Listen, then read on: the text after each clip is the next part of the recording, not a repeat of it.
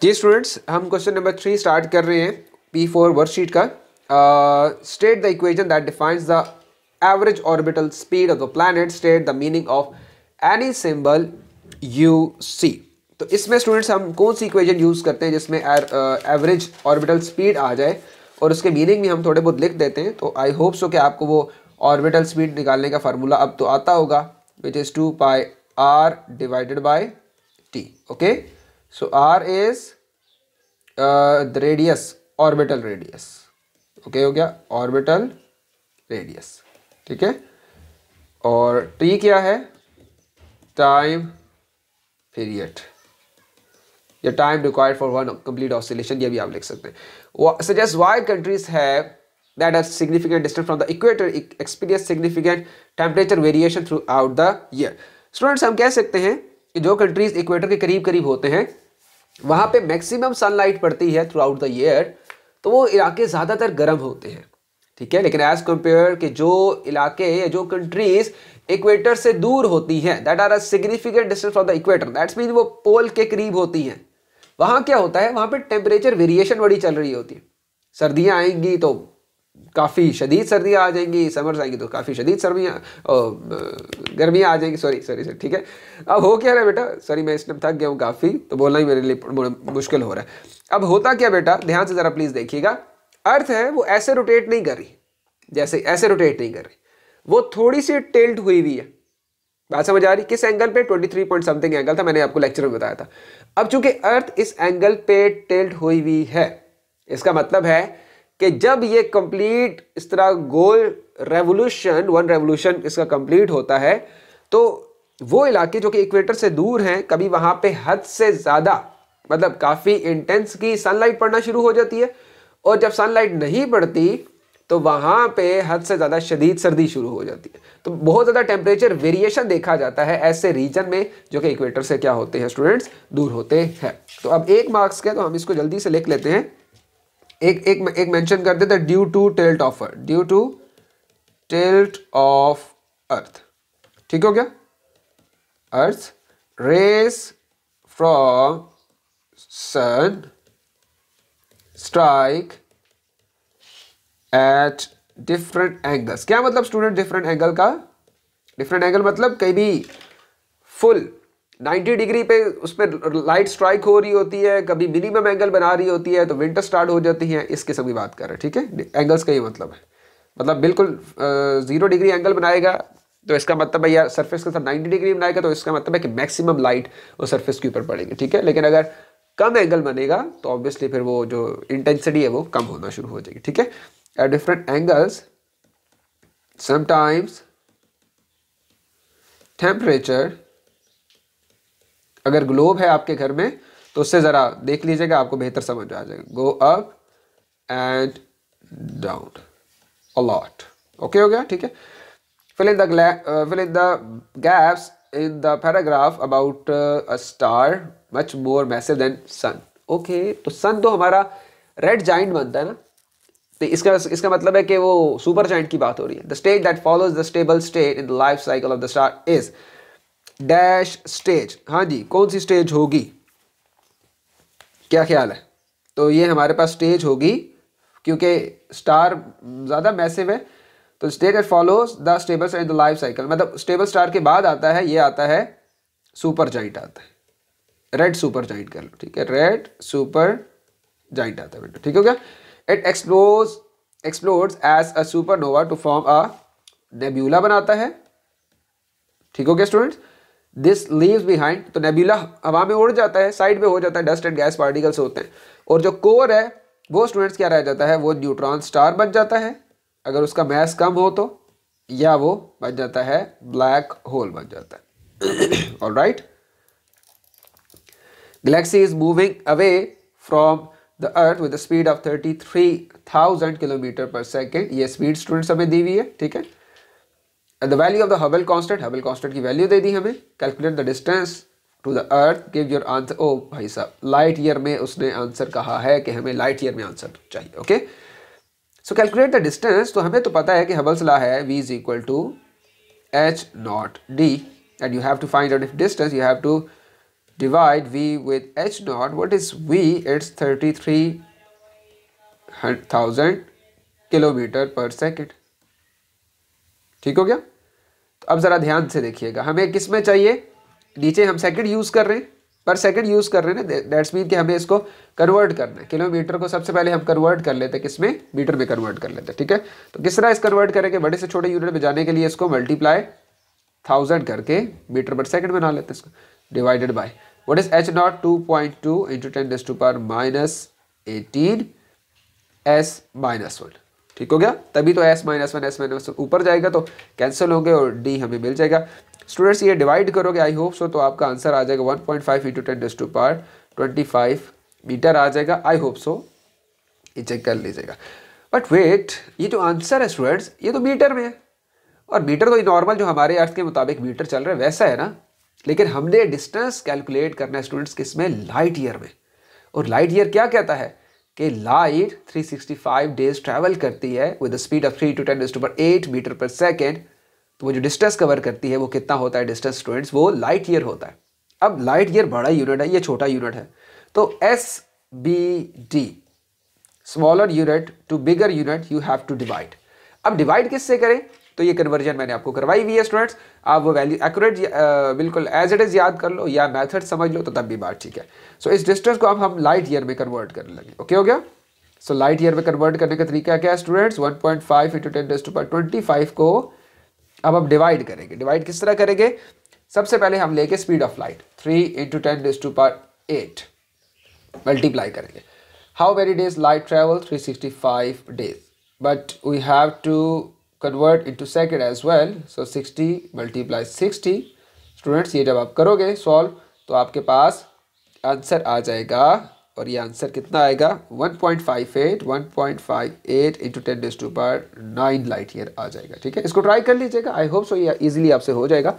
मतलब जब ये सॉल्व करोगे ना स्टूडेंट्स, तो यहाँ पे आपके पास एक आंसर आना चाहिए, वो आंसर आएगा 9.46 इंटू 10⁻, आई गेस ये है, मेरे ख्याल से 15 है समथिंग है। ठीक है, तो ये आंसर आ जाएगा आपका। ठीक है, किया है मैंने कैलकुलेट, ये लेक्चर्स में समझाया हुआ मैंने आप सबको। ठीक है, लास्ट क्वेश्चन है student, figure 9.1 shows the sun as a central dot and the planets Saturn, Jupiter, earth label S nought, J nought, E nought. Okay, और प्लैनेट्स रोटेट करते हैं एंटी क्लॉकवाइज। तो यहाँ से हमें इन्फॉर्मेशन मिल गई students. Assume that the Saturn takes 30 years to orbit the sun. Okay, Saturn कितने ले रहा है? 30 years ले रहा है। ठीक है, ये बेटा ऐसे ही नहीं क्वेश्चन हो रहा, चेक करो जरा, जैसे मैं अभी आपको समझाने लगा। जैसे यहाँ पे एंगल कौन सा बनता है? 0। यहाँ पे कौन सा बनता है? 90। यहाँ पे कौन सा बनता है? 180। इधर कौन सा? 270 बेटा, और इधर कौन सा? 360। तो एक कंप्लीट राउंड ट्रिप को हम 360 डिग्रीज में डिवाइड कर लेते हैं, सिंपल सी बात होगी। ठीक है, तो इसका मतलब है कि यहाँ से यहाँ जाने में 90 डिग्री, यहाँ से यहाँ जाने में 180 डिग्री, 270 डिग्री, 360 डिग्री। एक कॉन्सेप्ट तो हमें पहले से क्लियर है। ठीक हो गया? लेकिन अगर कोई कहे कि यहाँ से पूरा कंप्लीट राउंड ट्रिप कंप्लीट करने में कितने साल लग रहे हैं, जो कि नीचे लिखा है स्टूडेंट्स 30 years लग रहे हैं, तो इसका मतलब है कि यहाँ से चलो अगर चलें हम, ठीक है, या चलें अगर इस पॉइंट से चलते हैं, क्योंकि वो वहीं से हमें चला रहा है, जो एग्जामिनर है उसने ये पॉइंट लिया हुआ है। ठीक है, हम यहाँ से चलते हैं स्टूडेंट्स। ठीक है, अगर हम यहाँ से चलें तो दोबारा वापस आए तो कितने साल कंप्लीट होने चाहिए? 30 years। ठीक हो गया? अगर तो 24 होते तो हम क्या कहते हैं? हम कहते हैं 6 ठीक हो गया, लेकिन 30 है तो अब क्या करेंगे? हम इसको 4 से डिवाइड कर लेंगे।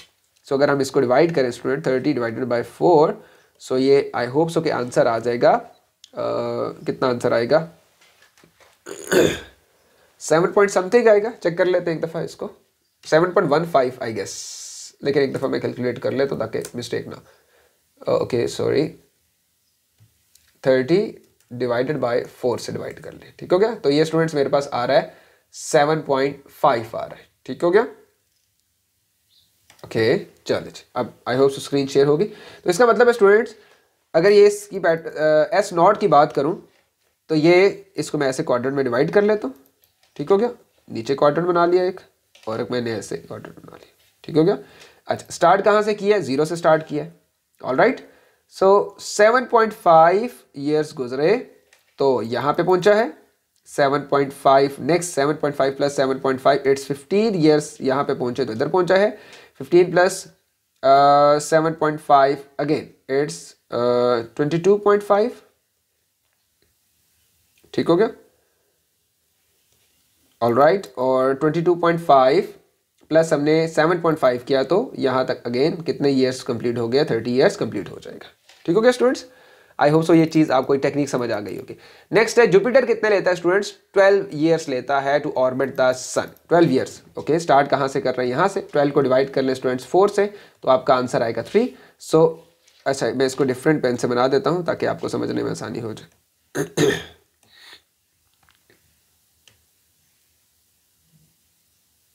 ओके, जुपिटर को मैं इस ब्लू से रिप्रेजेंट कर दूँ। ठीक हो गया, अच्छा जी। अब हम जुपिटर की बात करते हैं। तो जुपिटर स्टूडेंट्स कहाँ पहुंचा है, इस पॉइंट पे है। ठीक है, और कितना टाइम ले रहा है जुपिटर अभी, स्टूडेंट जुपिटर ले रहा है 12 ईयर लेता है, तो 0 इस पॉइंट पे पहुंचेगा तो 3 ईयर्स, इस पॉइंट पे पहुंचेगा 6 ईयर, इस पॉइंट पे स्टूडेंट्स पहुंचेगा 9 ईयर, इस पॉइंट पे पहुंचेगा तो कितना हो जाएगा, 12 ईयर्स कंप्लीट हो गया। तो मैं आपको दोबारा बताता हूँ हो चल क्या रहा है यहाँ पे इस क्वेश्चन में, थोड़ा सा कॉम्प्लिकेटेड है, जरा ध्यान से देखिएगा। इस क्वेश्चन में स्टूडेंट्स ये चल रहा है कि वो कहता है कि जो सैटर्न है वो 30 ईयर्स ले रहा है 1 कंप्लीट राउंड ट्रिप को, और जो जुपिटर है वो 12 ईयर्स ले रहा है 1 कंप्लीट राउंड ट्रिप को। तो हमने इस पूरे के पूरे पाथ को 4 डिफरेंट इंटरवल्स में डिवाइड कर लिया, ऑलराइट, ताकि हमें पता चल जाए कि 7.5 ईयर्स के बाद कहाँ होगा, 7.5 के बाद कहाँ होगा, इस किस्म की बातें हम चला रहे हैं। ठीक है, अब वो कहता है on figure 9.1 mark the position of Saturn and Jupiter 5 years after the original position. S1 और J1 से मैंने रिप्रेजेंट करना है, S1 और J1 से रिप्रेजेंट करना है स्टूडेंट्स, और मुझे टाइम कितना दिया गया है, कहता है लोकेशन फाइंड आउट करके दिखाओ 5 साल बाद अपनी ओरिजिनल पोजीशन से। जी बेटा, अब हम इसको स्टार्ट करते हैं।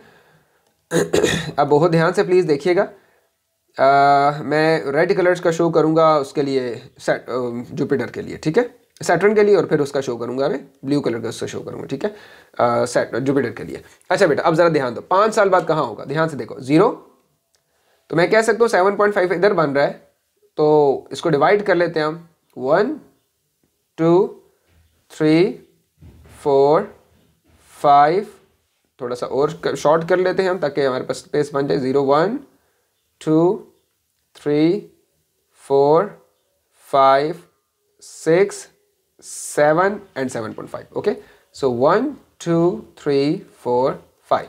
तो 5 साल बाद स्टूडेंट्स कहाँ मिला है मुझे, जो सैटर्न है स्टूडेंट्स मुझे मिला है इस पॉइंट पे, ऑलराइट।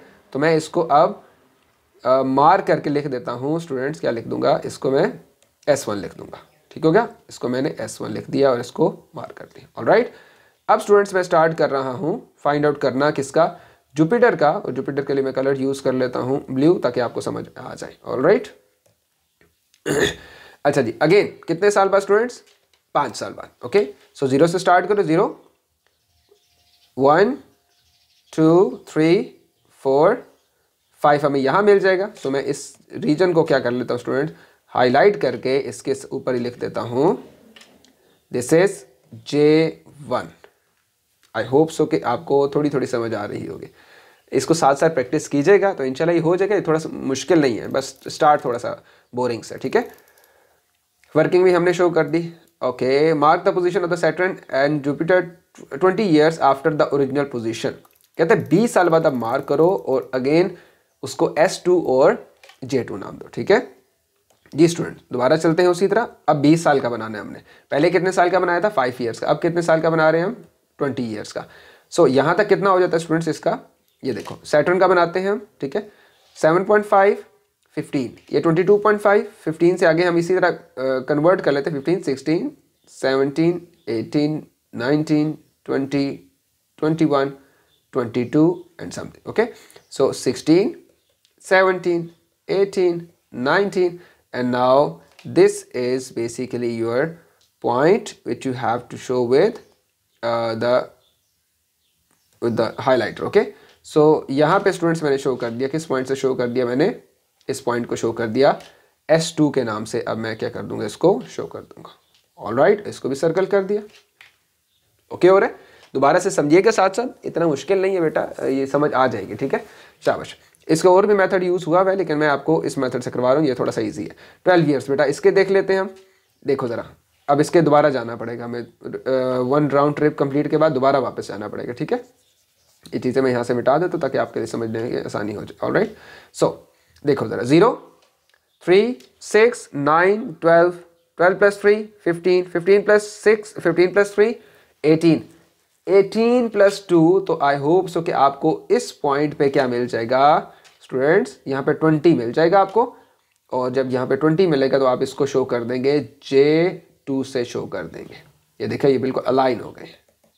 आई होप सो कि थोड़ा थोड़ा आपको समझ आया होगा। इस टाइम मैं भी थका हूँ, सो मेरे अंदर भी इतनी एनर्जी नहीं है कि मैं ज़्यादा पावर से बढ़ा सकूँ। बस मैं कोशिश करूँ कि आपको ये चीज़ समझ आ जाए। बेटा मुश्किल नहीं है, इसको ऐसे ही बनाओ जिस तरह मैंने बनाया है, बार बार समझने की कोशिश करो तो इंशाल्लाह ये आपको समझ में आ जाएगी, ठीक है। अच्छा जी, सो ये हमने मार्क कर लिया, ये वाला भी हो गया हमारा, ये वाला भी ठीक हो गया। अच्छा, what is observe from the earth, they are aligned. तो हमने देखा कि जुपिटर और Saturn they are aligned after 20 years, okay। So choose 2 words from the list to describe each planet, okay। Gaseous Jupiter है, ऑलराइट, 2 वर्ड्स चूज करने। ये gaseous है बेटा, ऑलराइट, और ये लार्ज है, इसका बहुत बड़ा साइज है, ठीक है। ये रॉकी है बेटा, और इसके साथ ये क्या है, ये स्मॉल है, ठीक है। Okay, the gravitational field strength at the surface of the Jupiter is greater than at the surface. क्या है, ग्रेविटेशनल फील्ड स्ट्रेंथ जुपिटर पे ज़्यादा होती है, सरफेस ऑफ अर्थ पे कम होती है। डेंसिटी जुपिटर पे कम है, अर्थ पे ज़्यादा है। Explain how this differences in the density and the gravitational field strength are consistent with your answer, C part 1। Okay, अब कहता है डेंसिटी आप किस तरह मॉडिफाई करोगे, ठीक है। तो हम किसकी कर लेते हैं, अर्थ की कर लेते हैं, अर्थ की कंपेयर कर लेते हैं। Earth is Rocky, alright, while Jupiter is gaseous, so Earth has high density या large density कर सकते हैं, large density, क्योंकि रॉकी है बेटा, तो जो चीज़ें जितनी ज़्यादा स्टिफ होती हैं उनकी डेंसिटी उतनी ज़्यादा, ऑब्वियसली सॉलिड की डेंसिटीज है बेटा वो ज़्यादा होती है, ठीक है। Gravitational field strength, okay, gravitational field strength क्या होती है, जिसका मास ज़्यादा उसकी ग्रेविटेशनल फील्ड ज़्यादा, ठीक है। So Jupiter has greater mass as compared to Earth, so GFS gravitational field strength is stronger for Jupiter. Alright student, I hope so कि आपको समझ आ गया होगा। लास्ट पार्ट है इस क्वेश्चन का, जिसमें वो कहता है the average density of the Jupiter is this one and its volume is 1.4 into 10 raised to power 15 kilometre cube, जबकि आपको डेंसिटी तो दी हुई है मीटर क्यूब में। तो कैसे फाइंड आउट करेंगे स्टूडेंट्स, इज इक्वल एम और वी, और इसको मल्टीप्लाई कर दो, mass per unit volume is equal, mass find out करना है, सो रो मल्टीप्लाई वी से मल्टीप्लाई कर दो। Alright, so mass is what is rho, it's 13, density is 1300, what is volume 1.4 into 10 raised to power 15। But wait a minute, kilometre से students metre में जाना हो क्या करते हैं, मल्टीप्लाई 1000, एग्री। किलोमीटर स्क्वायर से मीटर स्क्वायर में आना हो क्या करते हैं स्टूडेंट्स, मल्टीप्लाई 1000 ही करते हैं, लेकिन इसका स्क्वायर कर लेते हैं। आई होप सो ये चीज़ें आपको आती होंगी। किलोमीटर, अब इसको मैं यहाँ पे लिख देता हूँ, ठीक है। किलोमीटर क्यूब से मीटर क्यूब में जाना हो क्या किया जाता है स्टूडेंट्स, मल्टीप्लाई 1000, बट पावर क्या ले ली जाती है, क्यूब। सो इसको मैं मल्टीप्लाई कर दूंगा, बड़ी वैल्यू से छोटी वैल्यू में जा रहे हैं, so I have to multiply with 1000 power cube. So ये स्टूडेंट्स जब आप सॉल्व करेंगे तो आई होप सो कि आपका आंसर आ जाएगा 1.8 into 10 raised to power 27 kg, answer आपका आ जाएगा। ऑलराइट, ये स्टूडेंट्स तो हमने वर्कशीट सारी की सारी कंप्लीट कर ली है।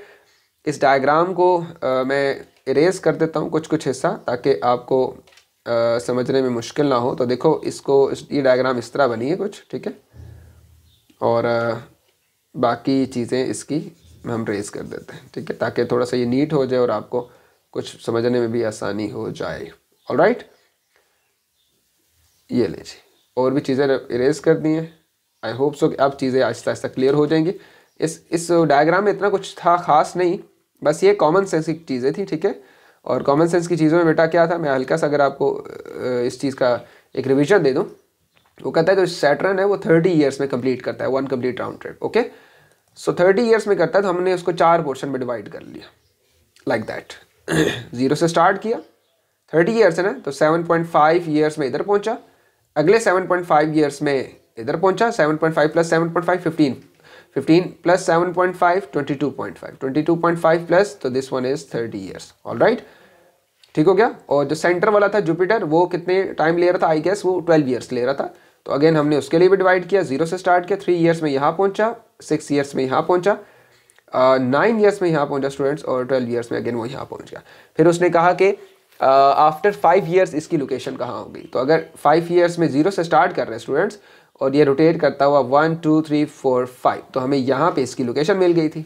ऑलराइट, जबकि अगर 5 ईयर्स के बाद इसकी हम लोकेशन देखें तो 3 ये 6 ये, तो हमें यहाँ कहीं पे 5 ईयर्स मिलते हैं जुपिटर के लिए। ठीक हो गया। फिर वो कहता है 20 ईयर्स बाद, तो 12 0 से स्टार्ट किया हमने, 7.5 15 16 17 18 19 20, यहाँ पे हमें क्या मिल गया स्टूडेंट्स, 20 मिल गया। तो हमने ये S2 से रिप्रेजेंट कर दिया। Same is the case with 20 years, तो हमें 12 ईयर्स में 1 कंप्लीट राउंड ट्रिप है, तो 20 ईयर्स के लिए हमें दोबारा गोल चक्कर काटना पड़ेगा। 0 3 6 9 12 15 15 plus 3 18 and 18 plus 3 again it's 20, और ये दोनों बिल्कुल अलाइन हो गए थे। ठीक हो गया स्टूडेंट। तो मैंने इसको ज़रा थोड़ा सा एक्सप्लेन कर दिया, शायद मेरा एनर्जी लेवल लो होने की वजह से आप समझ ना पाए हो, लेकिन इस पर एक दफ़ा खुद फोकस कीजिएगा बेटा। आई होप सो कि इंशाल्लाह आप लोग कर लोगे। ठीक है, परेशान होने वाली कोई बात नहीं। सो टेक केयर, जज़ाकल्लाह, अल्लाह हाफिज़। नेक्स्ट चैप्टर इंशाल्लाह हम स्टार्ट करेंगे nuclear physics. I hope so कि वो भी आपको पसंद आएगा। थोड़ा सा बोरिंग होगा, थोड़ा सा कॉम्प्लिकेटेड होगा, लेकिन ये हम कोशिश पूरी करेंगे उसको समझने की। सो टेक केयर, अल्लाह हाफिज़, तब तक के लिए।